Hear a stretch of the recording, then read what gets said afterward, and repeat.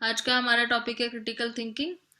और critical thinking का क्या मतलब होता है और साइकोलॉजी से इसका क्या रिलेशन है, इसके बारे में बात करेंगे।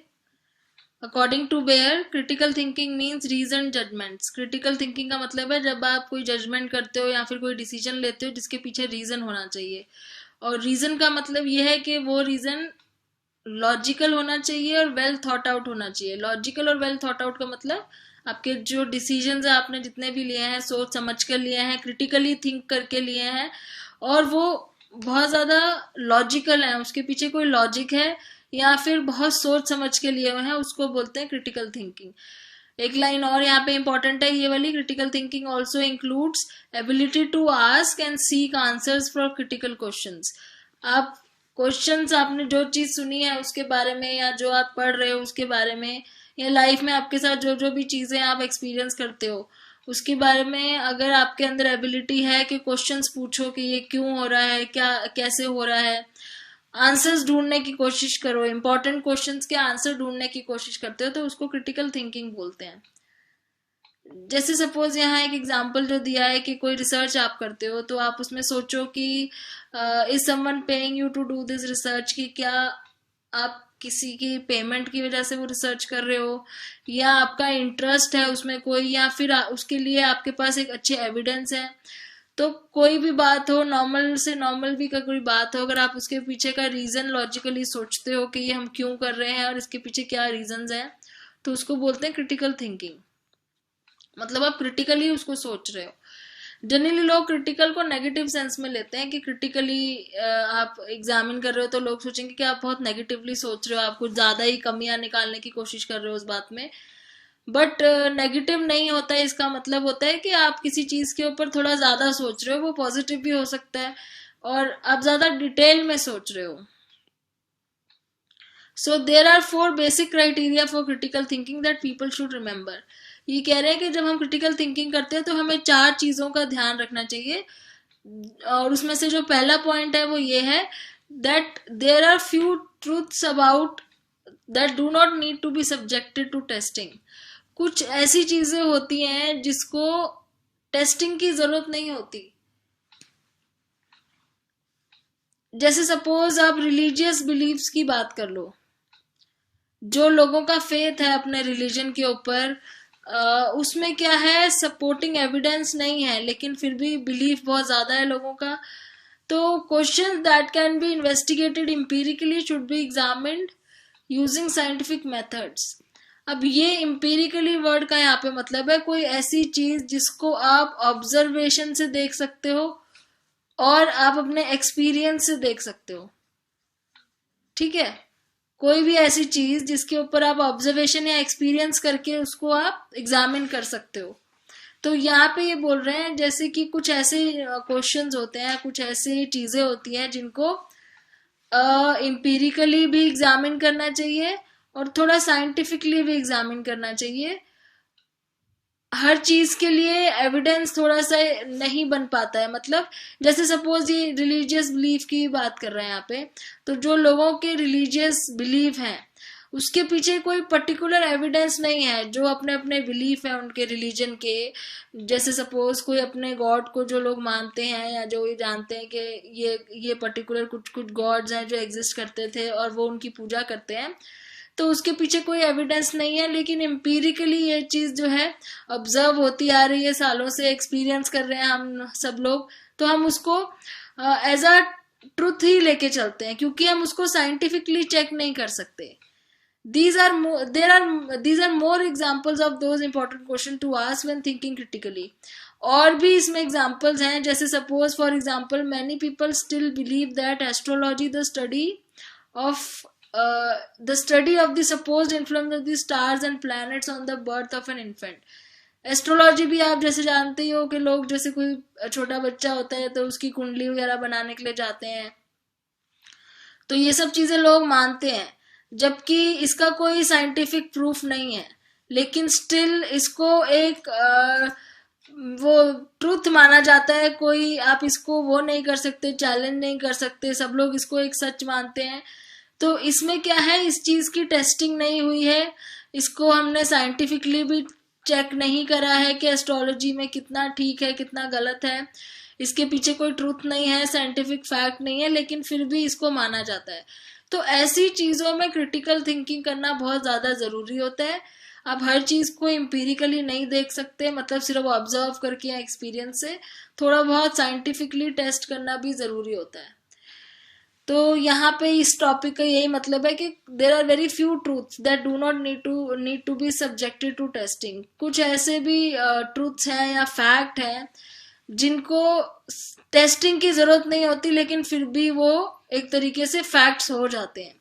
जैसे रिलीजियस बिलीव्स हो गए या ये एस्ट्रोलॉजिकल बिलीव्स हो गए, इनमें टेस्टिंग नहीं है, ना हुई है, ना जरूरत पड़ी है करने की, लेकिन फिर भी इसको लोग फैक्ट मानते हैं। अगर टेस्ट में ये फेल हो जाते हैं, मान लीजिए इसके ऊपर साइंटिफिक रिसर्च होती है जिसमें ये पता चलता है कि एस्ट्रोलॉजी जो है उसका सारा बेसिस ही खराब है, उससे कुछ पता नहीं चलता कि फ्यूचर में क्या होगा क्या नहीं होगा, तो भी लोग उस चीज को मानेंगे, क्योंकि वो उसको एम्पिरिकली देख रहे हैं, अपने ऑब्जर्वेशन या अपने एक्सपीरियंस से देख रहे हैं, उसको साइंटिफिकली नहीं देख रहे हैं। तो यहाँ पे क्रिटिकल थिंकिंग की बहुत ज्यादा जरूरत है। Second, all evidence is not equal in quality. अब अगर आपको एविडेंस मिल भी जाता है किसी चीज का, तो जरूरी नहीं है कि उसकी क्वालिटी उतनी अच्छी हो। ये पॉइंट ये कह रहा है कि सपोज आपको इसका एविडेंस मिलता है कि एस्ट्रोलॉजी जो है वो एक ऐसी साइंस है जिससे आप अपना फ्यूचर कैसा होगा या आपकी लाइफ कैसी होगी वो आपको पता चल सकता है, लेकिन एविडेंस जिसने ढूंढा है, आपको ये देखना है कि वो एविडेंस उसने कैसे गैदर किया है, कहाँ से वो एविडेंस आया है, उसको सपोर्ट करने के लिए उसके पास क्या चीजें हैं, एक्सपेरिमेंट्स किस तरीके से हुआ है, उसके पीछे क्या एजम्पशंस हुए हैं, क्या कोरिलेशंस हैं, ये सब चीजें कितनी सही हैं कितनी गलत हैं, ये सब चेक करना बहुत जरूरी है। और जो रिसर्च उसने करी है इसका एविडेंस गैदर करने के लिए, मान लो कोई रिसर्चर है जिसने ये काम किया है, तो क्या वो रिसर्च जो है वो रिप्लिकेट हो सकती है। रिप्लिकेट का मतलब उसको जिसने रिकॉर्ड करा होगा रिसर्च करने के बाद, क्या वो रिसर्च कोई और अगर करना चाहे तो वो उसको दोबारा कर सकता है। रिप्लिकेट का ये मतलब होता है। हम क्यों रिकॉर्ड करते हैं, हमने पढ़ा था ना, हम अपनी रिसर्चेस क्यों रिकॉर्ड करते हैं, ताकि कोई दूसरा उसको आगे फर्दर डिटेल में करना चाहे तो वो कर सके। तो क्या उसकी रिसर्च ऐसी है जो रिप्लिकेट हो सकती है। उसने कंट्रोल ग्रुप क्या यूज किया था, प्लेसिबो इफेक्ट्स तो नहीं आए थे उसमें, एक्सपेरिमेंटल इफेक्ट तो नहीं आए थे। ये सारी क्रिटिकल थिंकिंग करनी बहुत जरूरी है, इवन आपको अगर कोई एविडेंस मिल भी जाता है तो भी। एविडेंस का मतलब कोई प्रूफ अगर आपको मिल जाता है कि जो ऊपर बात हो रही थी कि एस्ट्रोलॉजी के पीछे कोई साइंटिफिक वो नहीं है, प्रूफ नहीं है कि वो सही है या गलत है, अगर मान लो प्रूफ मिल भी जाता है, तो क्या वो प्रूफ या एविडेंस उतना क्वालिटी में अच्छा है जितना होना चाहिए उस चीज को मानने के लिए। As a critical thinker you should be aware that more wild the claim the better evidence should be. मतलब जितना ज्यादा बड़ा क्लेम होगा आपका, आप जितनी बड़ी चीज को प्रूफ करने की कोशिश करोगे, उतना बड़ा एविडेंस भी होना चाहिए। इस लाइन का ये मतलब है। जैसे एक फॉर एग्जाम्पल यहाँ पे लिखा है कि आज तक इस चीज का कोई एविडेंस नहीं मिला है कि एलियंस अर्थ पे आते थे। ये बहुत बड़ा फैक्ट है, लोग मानते हैं इस चीज को, लेकिन अगर प्रॉपर इसका कोई साइंटिफिक एविडेंस नहीं मिलता है तो उसके ऊपर क्रिटिकली सोचना बहुत ज्यादा जरूरी है। और एविडेंस मिलता भी है तो वो एविडेंस कैसे आया, कहाँ से आया, किस तरीके से एक्सपेरिमेंट हुआ, क्या कोरिलेशन थे, क्या, वो सब चीजें भी क्रिटिकली थिंक करना जरूरी है। Third point, just become someone is considered to be an authority. Just because someone is considered to be an authority or to have a lot of expertise, that does not make anything that person claims automatically true. इस line का ये मतलब है कि मान लीजिए कोई बहुत बड़ा रिसर्चर है, उसने किसी चीज के लिए बोल दिया कि ये इस चीज का एविडेंस है और मैं ये चीज चेक कर चुका हूं, तो जरूरी नहीं है कि वो इतना बड़ा रिसर्चर है तो उसके कुछ कहने से वो ऑटोमेटिकली ट्रू हो जाता है। ठीक है, तो इसका एग्जाम्पल देख लेते हैं, तब आपको शायद समझ में आ जाएगा। एक तो लाइन ये देखिए, one should always ask to see evidence rather than just take some expert's word. किसी के कहने पे नहीं जाना चाहिए, आपको हमेशा एविडेंस देखना चाहिए। अगर आपको कोई कह देता है कि ये मेडिसिन बहुत अच्छी है, आप इसको खा के देखो, तो वो मेडिसिन क्योंकि आपको किसी एक्सपर्ट ने बोला है इसीलिए नहीं मानना है, आपको उसके पीछे एविडेंस देखना है कि क्या एक्चुअली में वो जो मेडिसिन है कोई प्रूफ है कि वो काम अच्छा करती है उसके पीछे। तो ये यहाँ पे इस लाइन का कहने का मतलब ये है। If there are two explanations for some phenomenon and both account for the phenomenon equally well, simplest explanation is more often the best one. अगर आपको किसी एक चीज की फिनोमिना की दो एक्सप्लेनेशन मिलती है, किसी ने आपको बोला ये मेडिसिन बहुत अच्छी है, तो उसके अगर आपको दो एक्सप्लेनेशन मिलती हैं कि क्यों अच्छी है, तो सबसे बेस्ट होता है आप उस एक्सप्लेनेशन को एक्सेप्ट करो जो सिंपलेस्ट है। इसको हम साइकोलॉजी में रूल ऑफ पार्सिमनी बोलते हैं, PARSIMONY, rule of thumb known as the law of parsimony.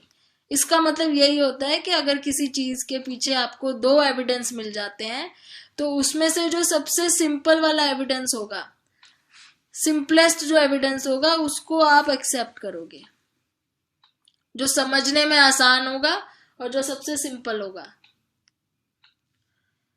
एक यहाँ पे ये पिक्चर दी हुई है, अगर आपको ये पिक्चर समझ में आ रही है, इसको बोलते हैं क्रॉप सर्कल। ये क्रॉप सर्कल जो है, जैसे बहुत बड़े बड़े फील्ड्स होते हैं, खेत होते हैं, वहां पे ये बहुत बड़े से डिजाइन्स बने होते हैं। तो जब ये पहली बार ऐसा कहीं पे देखा था, तो लोगों ने सोचा था ये एलियन ने बनाया है, ये बहुत ही बड़ा होता है, ये हाँ देखने में इसका साइज नहीं आइडिया लग रहा है, बट एक तरीके से बहुत बड़े फील्ड में होते हैं ये। तो अब इतना बड़ा बनाना पहले लोगों को लगा कि किसी इंसान के लिए तो पॉसिबल है नहीं। तो यहाँ पे ये एग्जाम्पल इन्होंने ये दिया है कि लोगों ने बिना क्रिटिकली थिंक करे ये सोचा है कि ये एलियंस का काम है, जबकि जब इसके ऊपर बाद में बहुत ज़्यादा क्वेश्चंस हुए, लोगों ने रिसर्चर्स ने फैक्ट्स ढूंढने की कोशिश करी, तो बाद में इन दो लोगों का नाम सामने आया कि इन दोनों ने ये बनाया था और एक मजाक करने की कोशिश की थी, ये दिखाने के लिए कि एलियंस एक्चुअली में आए थे। तो यहाँ पे ये मतलब है कहने का कि ऐसे किसी के कहने पे नहीं मानना होता है कि अगर कोई एक्सपर्ट ने बोल दिया कि ये एलियंस ने बनाया है और आपने मान लिया, तो वो आपकी गलती है। आपको यहाँ पे क्रिटिकली थिंक करने की बहुत ज्यादा जरूरत है। नेक्स्ट पॉइंट है, critical thinking requires an open mind. Although it is good to be a little skeptical, people should not close their minds to things that are truly possible. थोड़ा सा sceptical होना जरूरी है। स्केप्टिकल मतलब हर चीज में easily trust नहीं करना, हर चीज को क्वेश्चन करना जरूरी है, लेकिन थोड़ा सा अपना माइंड ओपन रखना भी जरूरी है। आप ये नहीं बोल सकते कि आप किसी चीज को नहीं मानोगे। आपके पास 2-3 फैक्ट्स हैं, आपको लग रहा है कि इन तीनों के लिए हमें एविडेंस चाहिए, तो एविडेंस इसके लिए भी चाहिए, एविडेंस इसके लिए भी चाहिए, इसके लिए भी चाहिए, लेकिन आप तीनों ऑप्शंस को लेकर चलो। जैसे सपोज वो क्रॉप सर्कल की जो बात करी थी ऊपर, क्रॉप सर्कल में सपोज एक जना कहता है कि एलियंस ने बनाया, एक जना कहता है कि लोगों ने बनाया है, पीपल ने बनाया है, और कोई कहता है थर्ड रीजन है कि कुछ ऐसा है। तो आप ये नहीं बोलोगे कि हम जो एलियन है वो वाला हम ऑप्शन लेके ही नहीं चलेंगे, उसको काट देंगे क्योंकि वो तो हो ही नहीं सकता। तो ऐसा नहीं करना है, आपको अपना माइंड ओपन रखना है और जितनी भी पॉसिबिलिटीज हैं तीनों को लेके चलना है कि ये भी हो सकता है, ये भी हो सकता है, ये भी हो सकता है, लेकिन हम तभी मानेंगे जब उसका एविडेंस मिलेगा, जब उसका प्रूफ मिलेगा। तो अपना माइंड ओपन रखना है जब तक आपको किसी चीज का प्रूफ नहीं मिल जाता। So critical thinking requires a delicate balance between skepticism and willingness। मतलब आपको skepticism भी रखना है, थोड़ा सा अपने माइंड में क्वेश्चंस भी रखने हैं, और विलिंगनेस भी होनी चाहिए उसको एक्सेप्ट करने की, सारी चीजों को एक्सेप्ट करने की विलिंगनेस भी होनी चाहिए अगर वो प्रूफ हो जाता है तो। जैसे जो इन्होंने एग्जाम्पल ये दिया हुआ है कि जैसे साइंटिस्ट काफी टाइम से ये देखना चाहते हैं कि मार्स पे लाइफ थी या नहीं थी, तो उन्होंने ये ओपन माइंड अपना रखा हुआ है ना कि मार्स पे हो सकता है कभी लाइफ थी। अगर वो ये चीज माने ही ना और ढूंढने की कोशिश ही ना करें, तो वो इस चीज का पता भी नहीं कर पाएंगे। लेकिन उन्होंने एक ओपन माइंड रखा हुआ है कि मार्स पे लाइफ हो सकती है, तो हमें ढूंढना चाहिए एविडेंस, इसलिए वो उसके ऊपर आगे रिसर्च कर रहे हैं। तो ये आपके क्रिटिकल क्रिटिकल थिंकिंग के 4 पॉइंट बने हैं। पहला पॉइंट था that there are few truths that do not need to be subjected to testing. कुछ ऐसे फैक्ट्स होते हैं जिसको टेस्टिंग करने की जरूरत नहीं होती, लोग उस पर बहुत जल्दी बिलीव करना शुरू कर देते हैं विदाउट क्रिटिकल थिंकिंग, तो वहां पे उस चीज का ध्यान रखना है। दूसरा था all evidence is not equal in quality, मतलब एविडेंस आपको मिल भी जाता है तो जरूरी नहीं है कि उतना अच्छा एविडेंस हो जितना आपको दिख रहा है, तो उसके पीछे भी आपको क्रिटिकल थिंकिंग करनी है कि वो एविडेंस कहाँ से आया है, उसके ऊपर कैसे एक्सपेरिमेंट हुआ था और किन चीजों का यूज हुआ, कैसे कैसे इफेक्ट्स थे उसमें। तीसरा पॉइंट ये है कि just because someone is consider to be an authority और to have a lot of expertise does not make everything that person claims automatically true. मतलब जस्ट बिकॉज सिर्फ इसलिए कि कोई अथॉरिटी में है, आपसे ज्यादा अथॉरिटेटिव कोई है या कोई बहुत एक्सपर्ट है, तो उसके कहने से हर चीज ट्रू नहीं हो जाती। उसकी कही हुई बात पे भी आपको एक्सप्लेनेशंस ढूंढनी है और सिंपलेस्ट एक्सप्लेनेशन जो होगी वो ही एक्सेप्ट करनी है, जिसको हम लॉ ऑफ पार्सिमनी बोलते हैं। देन फोर्थ था कि क्रिटिकल थिंकिंग में ओपन माइंड रखना जरूरी है। आपको कोई भी पॉसिबिलिटी को रिजेक्ट नहीं करना है, बेशक वो आपको सुनने में कितनी भी इम्पॉसिबल लगे। आपको सारी पॉसिबिलिटीज लेनी है और सबके एविडेंस ढूंढने की कोशिश करनी है, उसमें से फिर फाइनली जिसका आपको मिले उसके ऊपर क्रिटिकल थिंकिंग करनी है। तो ये क्रिटिकल थिंकिंग जो है इन्होंने बताया ये है कि डेली लाइफ में हम लोग जो करते हैं काम उसमें भी करना जरूरी है, प्लस हमारी जो साइकोलॉजिकल टेस्टिंग होती है, रिसर्च होती है, उसमें भी इन सब चीजों का यूज करना इम्पोर्टेंट होता है। यहाँ पे जो आपको क्वेश्चन दिया हुआ है उसमें एक वर्ड है यहाँ पे ESP। ESP का मतलब होता है एक्स्ट्रा सेंसरी परसेप्शन। जैसे आपने सिक्स्थ सेंस के बारे में सुना होगा ना, कि कई लोगों को कहते हैं कि उनके अंदर सिक्स्थ सेंस है, उनको कुछ ज्यादा चीजों का पता चल जाता है तो नॉर्मल लोगों को नहीं पता चलता। तो ये एक्स्ट्रा सेंसरी परसेप्शन को, सिक्स्थ सेंस को इन्होंने ESP लिखा हुआ है। तो इसमें इन्होंने क्या बोला है कि ऐसे इश्यूज पे क्रिटिकली थिंक करना बहुत जरूरी है। पॉलिटिक्स हो गया जैसे, या ESP होता है या नहीं होता है, किसी के अंदर सिक्स सेंस होती है या नहीं होती, सुपर नेचुरल चीजों पे क्रिटिकली थिंक, क्योंकि इन सब चीजों के पीछे जो एविडेंस होते हैं वो सही नहीं होते कई बारी, तो इन चीजों के पीछे क्रिटिकल थिंकिंग बहुत ज्यादा जरूरत है। और जैसे एक और टॉपिक है आजकल जो ग्लोबल क्लाइमेट के चेंज को लेकर बहुत ज्यादा डिस्कशंस होती है, ग्लोबल वार्मिंग हो गया, तो ये सब चीजें ऐसे टॉपिक्स हैं जिनके ऊपर क्रिटिकल थिंकिंग की बहुत ज्यादा रिक्वायरमेंट है। तो यहाँ पे इन्होंने समरी दी है, scientific thinking can be applied to many real world situations. 4 basic criteria जो भी हमने 4 पॉइंट डिस्कस करे हैं, ये वही चारों पॉइंट है क्रिटिकल थिंकिंग के। यहाँ पे आपका चैप्टर 1 खत्म हो गया है, तो ये पूरा एक समरी है चैप्टर 1 की।